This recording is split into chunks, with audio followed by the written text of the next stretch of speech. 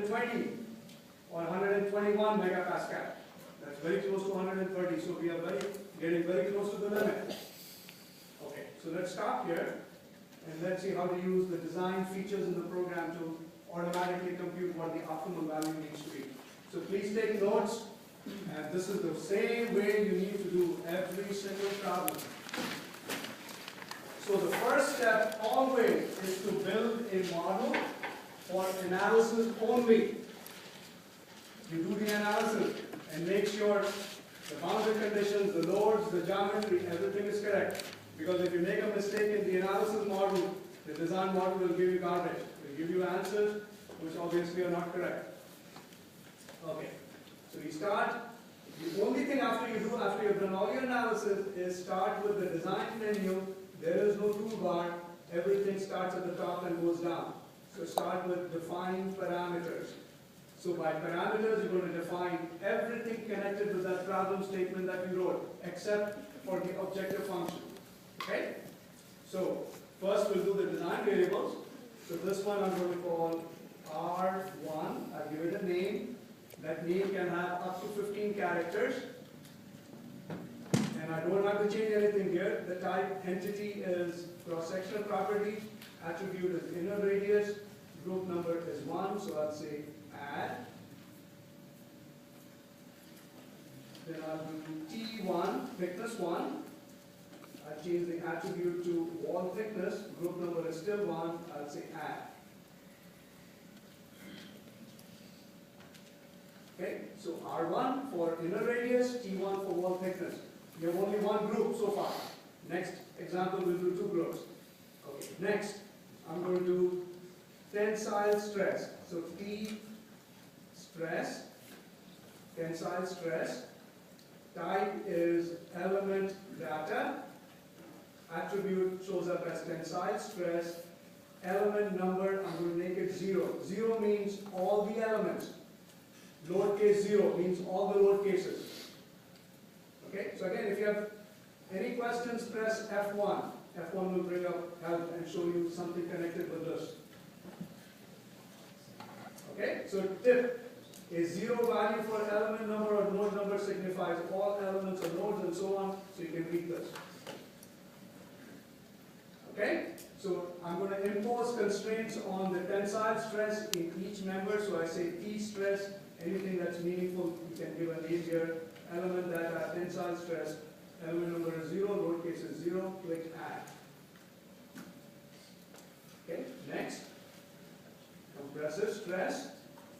So attribute will be compressive stress. Again, element number is 0, lowercase is 0, click on add.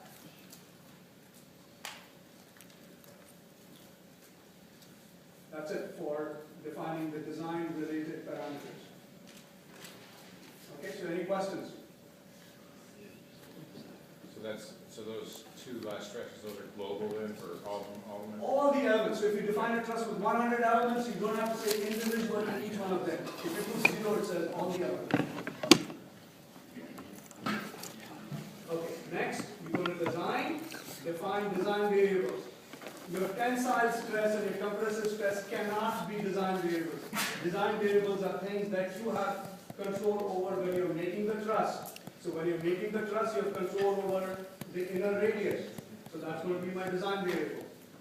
So parameter is R1. Lower bound we said is 0.005. Upper bound I'm going to take as, what did we try? That worked. 0.01. I'm going to be a little more liberal and say 0.05. Okay, so what does this mean? You're telling the program search between 0.001 and 0.05. Okay? And you're going to tell it increment with which the search needs to take place. If you're lazy, you'll click this. What's wrong with it? It's just too small. If you're making a microchip, yes. But if you're making a truss member, if you say select 0, start with 0.005 and then you increase it to 0.00017 plus 0.005 and so on. Program will run forever. But anyway, I'm lazy, so I'll say add. And later on we'll come and fix it. That is the only design variable in the entire program. You don't have to, I'm not changing T1 independently of R1. What am I going to do with T1? I'll say T1 is exactly 20% of R1. If you want to change T1 independently, you can. But for these problems, it doesn't make sense. So we'll close this. So I'm done with design parameters, design variables. Next I will define goals. He was saying his Friday's wide open. I feel like Friday would be good. I'm not going to explain everything in this dialog box. I'll come back to this later. Default, everything is fine. So I'm minimizing the mass and the maximum number of generations and the optimizers. I'll come back to that later. Default is fine. So just click on OK. Nothing to change. Then click on design. Go to define checks. So I just got work. So So here's the So- place where you have to watch out That's for. just so Friday. All my constraints something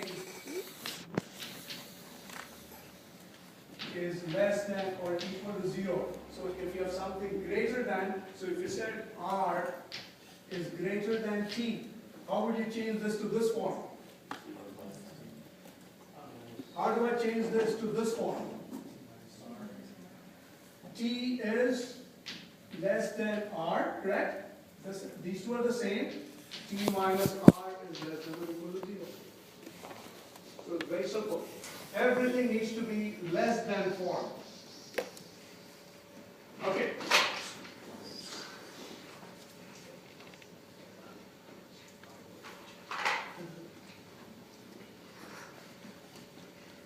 Okay.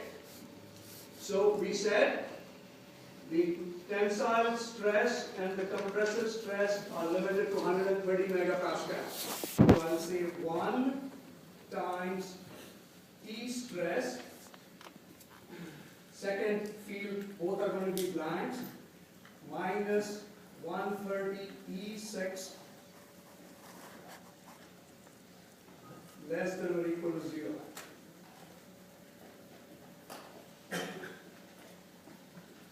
Okay? So 1 times tensile stress minus 130 times 10 to the power of 6 is less than or equal to 0.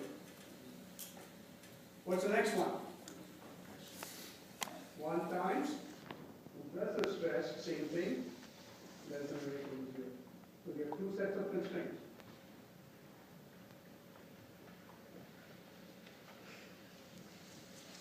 Okay, any questions? We are done. So that's all we need to define. Oh, sorry, one more thing.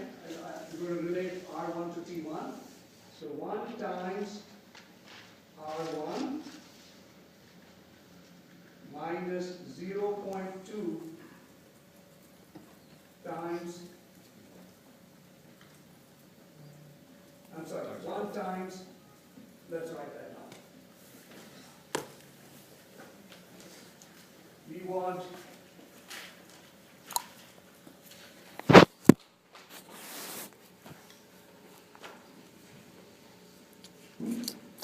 we have a cross section where we are saying Ri and Ti, or R1 and T1. And we want to say T1 is exactly equal to 0.2 times R1. So I can rewrite this as 0.2 R1 minus T1 is equal to 0. Okay? Something less than or equal to 0. So this something is in this case equal to 0.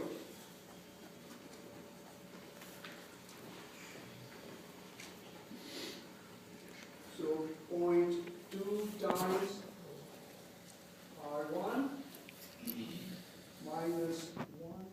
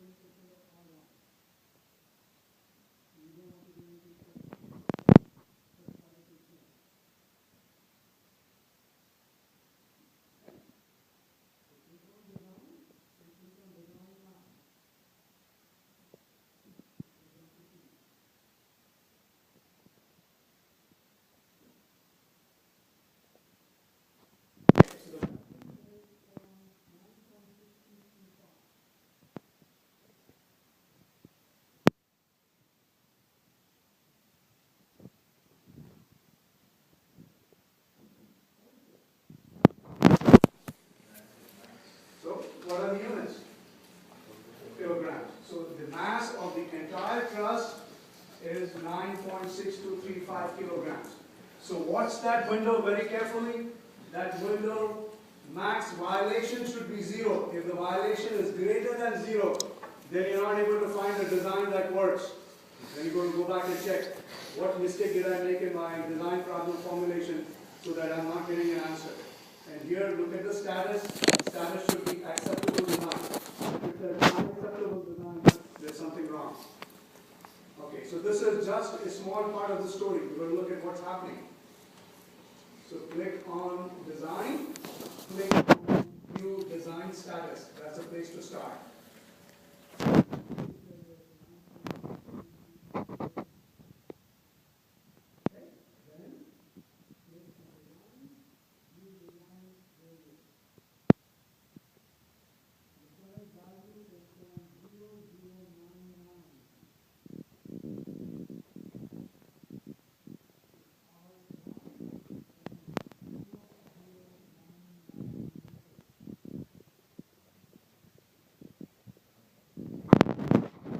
You know that's for R1? Yes, like current value it says. Okay? So click on design, click on view design variable, scroll over and look at the current value. Thank you. Okay? Click on design, click on view constraint value, and the closer these values are to 0,